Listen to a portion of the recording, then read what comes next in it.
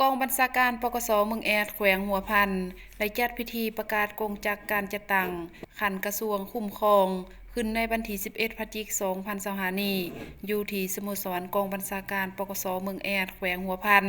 โดยให้เกียรติเข้าร่วมของฐานพลจตบาเพชรสอนอินสุพรรณหัวหน้ากองบัญชาการปกสแขวงหัวพันมีฐานนางมณีบอนสอนมณีห้องเลขาพรรคเมืองผู้ชี้นำเบียกงานพรรคพนักงานเมืองแอดมีบรรฐานคณะพรรคคณะบรรษาหัวหน้าแผนกห้องแผนกหัวหน้าห้องหัวหน้าปกสกุมบานแขกทึกเชิญจากห้องการออมข้างเมืองตลอดหอดนายและพลตำรวจเมืองแอดเข้าร่วมนำพันโทบงพันธ์แก้วเพ่งคำหัวหน้าห้องการเมืองปกสแขวงหัวพันไล่คืนพานขอตกลงของกระทรวงป้องกันความสงบฉบับเลขที่2856ลงวันที่3ตุลา2025บารวยการแต่งตั้งนายตำรวจที่ขึ้นกับกองบัญชาการปกสแขวงหัวพันในนั้นได้แต่งตั้งพันโทสมแปง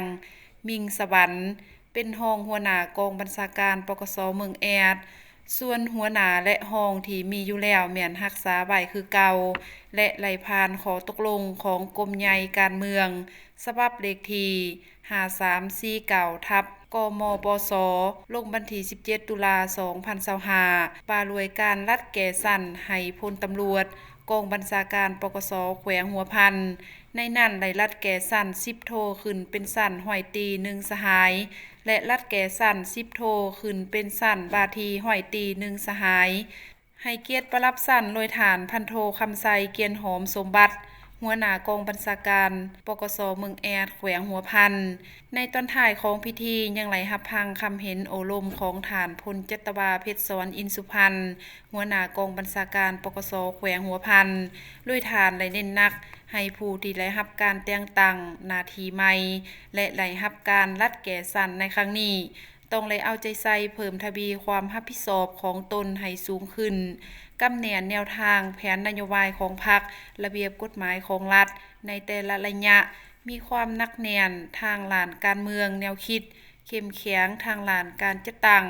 มีความสามัคคีเป็นเอกภาพภายในหมู่คณะพร้อมทางเอาใจใส่เฮ็ดหน้าที่วิชาเฉพาะของตนด้วยความรับผิดชอบสูง